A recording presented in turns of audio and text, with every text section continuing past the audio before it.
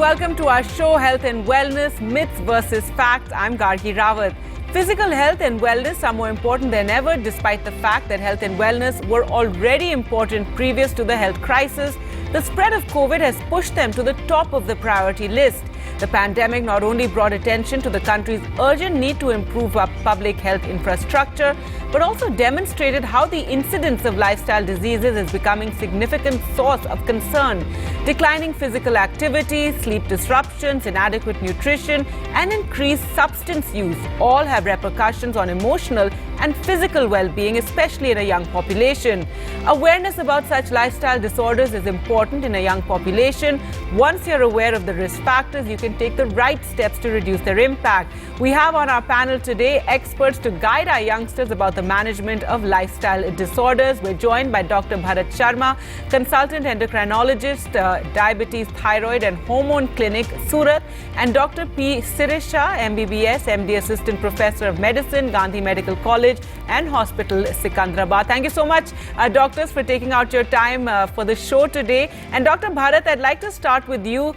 Type 2 diabetes is usually more commonly seen in middle-aged or older adults, but now there's a rise in cases of diabetes in the younger population. What factors contribute to the development of type 2 diabetes in young people, and which category of young people are most at risk of developing this? Right. So for the last couple of decades, the lifestyle in our children has gone havoc. And over the last couple of years, because of the pandemic, the restriction in physical activity, the stay-at-home status of most of our children has resulted in increased risk of obesity, increased risk of insulin resistance. So type 2 diabetes, which was previously considered only a disease for the elderly or for the adults, is no longer so. It is now commonly seen in our children anywhere from 10 years of age to our adolescents between 20 to 30 years of age. An increased risk of staying at home results in increased screen time. They tend to eat their food while they are watching their televisions and their mobiles. So the screen time has increased significantly. As we now know, sitting is like smoking. Sitting for a long period of time and doing nothing is just as big a risk factor for developing these lifestyle disorders like smoking. So mainly the change in lifestyle has resulted in this increased risk of type 2 diabetes mellitus. The treatment options are obviously different for type 1 as well as type 2 diabetes. But if the lifestyle is taken care of by increasing the physical activity, by moving around a lot, by playing outdoors, by restricting the screen time to less than 1 to 2 hours a day, we can help in preventing these lifestyle disorders. Right, doctor. I'll keep that in mind to walk around when I'm at work also. But tell us a bit about, food as well. Food items, food habits have changed, diets have changed, and that also has an impact, doesn't it? Right. The increased use of processed food over the last few years. And there was this myth previously before the COVID pandemic that only food from outside or fast food tends to cause weight gain. And that myth has been busted by the recent pandemic. Most of our children who have been staying at home, who have not been eating out, because of the risks associated with COVID infection, still tend to gain weight. In fact, I have seen a spate of increased obesity in our children over the last couple of years, despite them eating at home. So even homemade food, which is rich in calories, processed food, fast food made at home, a large number of beverages being consumed, sweetened beverages especially, tend to increase the risk of weight gain and diabetes in our children. And this includes even routine home-made food, our staple diet, the chapatis and the rice and dal and sabji also, if cooked improperly, if containing a large amount of calories in the form of fried food or a large amount of ghee, which previously was thought was very beneficial for our health, has also resulted in an increased risk of obesity. All right. So even if you're just eating home food, you have to be careful about exactly what kind of food you're eating at home. Dr. Sirisha, if we can talk about, heart disease and heart attacks and cardiac diseases have remained a major health concern around the world. And usually we heard it in older populations, but it's only recently that a rising number of heart attacks are being reported among the younger population. So what are the reasons for this? Yeah, before going to in detail why there is a rise in the young population, we need to know the basic definition of the heart attack. Heart attack or myocardial infarction occurs when there is sudden abrupt flow to the heart vessels due to some blockage. because of accumulation of the plaques which usually formed by the fat and the cholesterol. So why there is increase in young population during this pandemic was young population had severe physical and mental stress during this pandemic because of job security and intense work demands and also the family issues.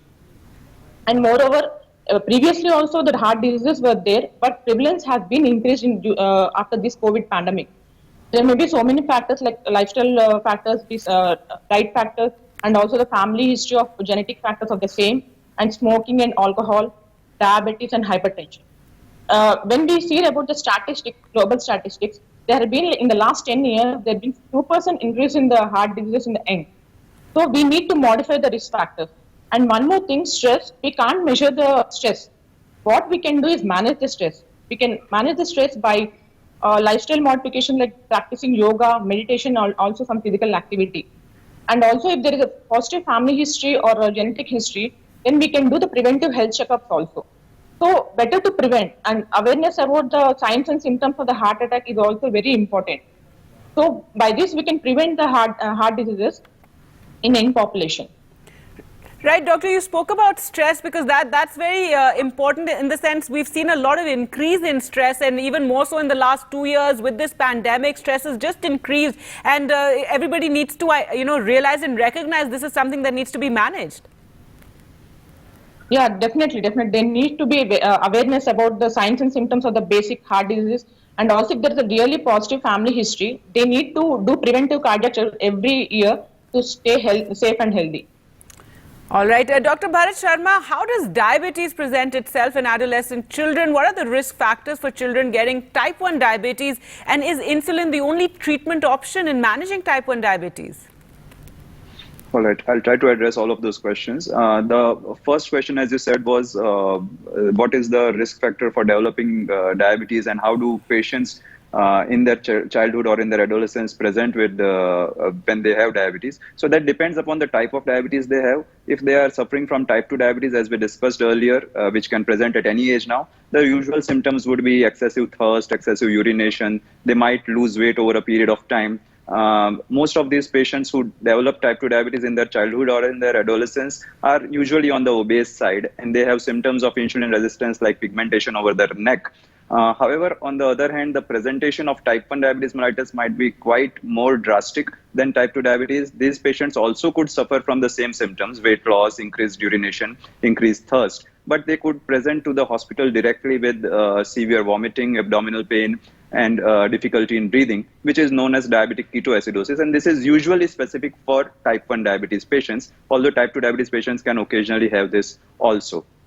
The second question, as I understand, was what is the ideal treatment for type 1 diabetes? As of now, world over, the only treatment for type 1 diabetes mellitus is insulin, and there are no ifs and buts about that. We get a lot of type 1 diabetic patients with their concerned parents. We understand the concern that with the diagnosis of type 1 diabetes, insulin becomes a necessity for life till we get any new research. But as of now, insulin is the sole treatment for type 1 diabetes mellitus. There are no oral anti-diabetic agents which are approved for use in type 1 diabetes. And insulin is a much maligned drug due to the myths prevalent in our society, but insulin is absolutely safe for treatment. It does not have any complications if administered correctly, if the technique is appropriate, and if it is given at an appropriate dose. There are risks of hypoglycemia and weight gain, but again, this depends upon the lifestyle of the child, how we have advised the diet, how often they perform their physical activity, and how they correlate their diet with their insulin regimens. Apart from that, type 1 diabetes mellitus can be easily managed nowadays with the new technologies which are available to us, the insulin pen devices, the insulin pumps. Now, pen devices are a major breakthrough in the treatment of type 1 diabetes mellitus. And we now have insulin pens which can provide increments of even 0.5 units when being administered to very young children. And that helps a lot for managing type 1 diabetes mellitus patients around the age of 2, 3, 4 years, where the dosage of even 1 to 2 units might be required to control the blood sugar levels, and a slight increase or decrease in dose could cause hypo or hyperglycemia. I think that answers two of your questions. Have I missed anything? Right, no, that's fine, doctor. Thank you for that. Dr. Sirisha, if we can talk about obesity in children, and is the correct way to think that, there's some children who people think are overweight, but they actually have big bone structures. Also, what is the right way to measure obesity in children, and what are the factors that contribute to this increase? Yeah. Coming to the first part of your question, actually the big bone doesn't consider big bone is not a criteria for the overweight. So it adds only a few pounds to your healthy weight actually. And coming to the measurements, according to WHO standards, there are two criteria. So we will see for the BMI for the age percentiles. So coming to the definitions, if the baby has BMI for age greater than 85 and less than 95th percentile, it is considered as overweight. And obesity is characterized by greater than or equal to 95th percentile. And one more criteria we will see for the measurement of child obesity is BMI for the height greater than 120%. And the prevalence of child obesity has been increased between 1965 to 2016. It has reached to epidemic levels in some countries also. And what are the coming to the second part of the question? What are the contributing factors? So we have seen in this pandemic, the child has been restricted at the home, and there is no physical activity. And moreover, there is increased consumption of the carbohydrate processed beverages and decreased physical activity. And sometimes parental obesity is also one of the contributing factor. And prenatal causes like during pregnancy, the mother has overweight and high birth weight, IUGR, and the mother is suffering from gestational diabetes mellitus, and some of the hormonal disturbances also, like Cushing syndrome, growth hormone deficiency, and hypothyroidism also add on to the childhood obesity. And there are some drugs which also contribute to the childhood obesity, such as steroids or atypical antipsychotics. And how we can prevent, and what are the complications of childhood obesity? There are so many complications, it's almost affect the entire system of the body. The major lifestyle disorders the children are more prone, the child has childhood obesity are insulin resistance, diabetes mellitus, hypertension, high cholesterol levels, and the baby has obstructive sleep apnea also. They may have orthopedic problems, they may have neurological problems like pseudotumor cerebri, and they may land into, like in the adulthood, premature deaths, heart disease, and hypertension. How can we prevent it? There is a prevention is better than cure, as we all know. So, giving the child a healthy, nutritious food containing fruits, vegetables, fish, poultry, and whole grains, exercising, and family support is very important, and also this cognitive behavioral therapy. By this, we can prevent the childhood obesity to some extent. All right, so very important point also to inculcate these, good habits from a younger age, healthy lifestyle, ensure that we don't pass it off as though children are going to be, overweight and chubby, and start instilling, those good lifestyle choices. Dr. Bharat, diabetes comes in multiple forms in children and adults, and we've already spoken about type 1, type 2 diabetes. Can you enlighten us now about MODY, that's maturity onset diabetes of the young, and is it more prevalent in the younger population, and how can we prevent it? Right. So maturity onset diabetes of the young is actually a genetic disorder, which is caused by a mutation in usually a single gene. There are 7 to 8 different types of maturity onset diabetes of the young type diabetes. Now, these usually present between the age of 20 to 40 in most cases. And there are usually 3 generations of patients affected by the same disease early in onset. Most of these patients are lean and thin. Their phenotype or their structure is not similar to type 2 diabetes mellitus patients who are usually obese and insulin resistant. MODY diabetes patients usually are lean and thin. And the other classical clinical characteristic of most of these patients with MODY diabetes is that they are well controlled with oral anti-diabetic agents or pills for the first few years after the diagnosis of diabetes, but they usually have to move on to insulin therapy quite quickly. Now, if we take a garden variety type 2 diabetes mellitus patient who presents at 45-50, they would usually be well controlled with oral drugs for, let's say, 10-15 years, depending upon their lifestyle. And eventually, they would probably need to move on to insulin treatment. But MODY diabetes patients are different in that they are controlled with oral drugs for a very short span of time and eventually move on to insulin quite quickly. The method by which you can diagnose a MODY diabetic patient is a bit difficult because you can only confirm MODY diabetes with the help of a genetic test. There are different genetic panels available which help us in diagnosing which type of MODY this is. the patient is suffering from. But clinically, you can get some idea about the Modi diabetes from the clinical presentation of the patient, early in onset, lean and thin, 3 generations getting affected by diabetes early on in their life.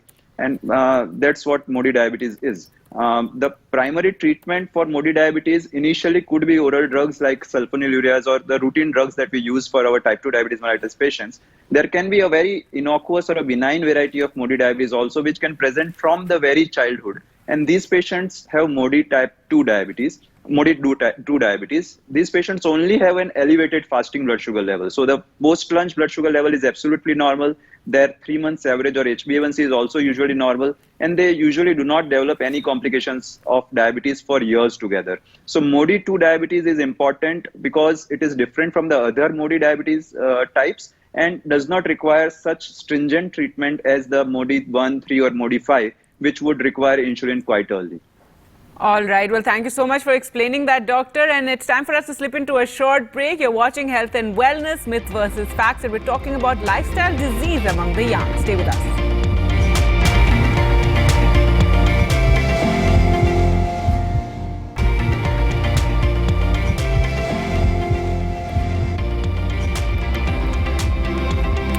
Welcome back. You're watching Health and Wellness, Myth versus Facts, and we're talking about lifestyle disease among the young. And let's go across to our doctors. Dr. Sirisha, what is congenital heart disease and which group of people are more likely to be affected by it? Yeah, congenital heart disease, it's also known as congenital heart defect or congenital heart anomaly. The main risk factors for a child developing congenital heart disease is rubella infection during the pregnancy. And one more thing is lithium usage, which is used for depression. If the mother uses lithium also, and if the mother consumes alcohol or smoking.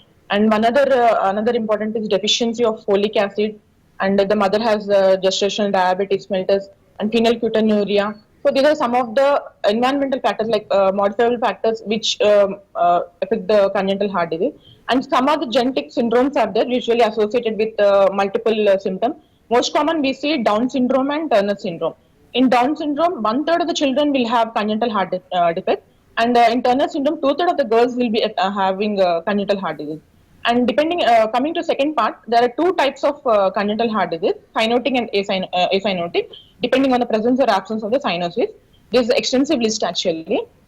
And one more thing, the clinical features which usually the children present with for the congenital heart diseases are poor weight gain and feeding difficulties. Baby will have bluish discoloration of the lip and the skin while feeding, and poor weight gain will be there. There will be feeding problems. The baby will be irritable and lethargic due to poor oxygen supply. Tiredness will be there during feeding and activity, and moreover, they are more prone to the infection. So, how we can prevent to some extent this congenital heart disease? Prompt rubella vaccination for the pregnant woman, and 400 micrograms of the folic acid supplementation for the mother, and restrict the substance or substance abuse or alcohol consumption. All right. Dr. Bharat, type 1 diabetes, people need to take insulin lifelong. What is the proper way to take insulin? What safety considerations must be taken when administering the insulin? Right. So as we discussed earlier, now with the availability of new technology like insulin pens, it has become much easier for children as well as their parents to understand how to give insulin. But there are still a lot of issues. Even after several visits to the doctor, the patients might still be making certain mistakes. The first thing obviously to be done is to learn from the doctor or the assistant or the diabetes educator properly how to administer insulin, what are the sites for taking insulin. And there can be only a certain amount of information which can be gleaned from a single visit. This is a continuous process. Over a period of 3 to 4 visits, patients are able to understand how to take insulin. There are specific sites where insulin is to be taken, like the abdomen or the front of the thigh or the back of the arm. Again, there are different types of insulins available. And one of the common mistakes that patients do is that they keep using the same syringe needle, or they keep using the same needle cap over the pen for days together. Now, the guidelines actually suggest that you are supposed to change the needle every time, but that might not be cost effective. So we usually advise our patients to change the needle after 3 uses. Secondly, when insulin is being used, it has to be kept at a temperature between 2 to 8 degrees at least when stored. And when it is to be injected, it has to be kept at room temperature, which has to be below 30 degrees. Again, the timing of insulin administration is also important. Certain insulins need to be taken 15 minutes before the meals. Certain insulins need to be taken 30 minutes before the meals. And certain insulins can be taken at any time of the day, irrespective of the meal timing of the patient. So obviously this is a quite comprehensive subject, and it is difficult to demonstrate without a proper practical demonstration. But, I would make... Yeah, right, but yeah, at please least go you ahead. told us how things need to be watched very closely, and what sort of practices to follow for insulin intake. And I understand that on this show we can't exactly show that right now. But thank you so much, doctors, for joining us on the program and talking about the young and how they have to adopt these healthy lifestyles and practices. Thanks so much for watching. Goodbye.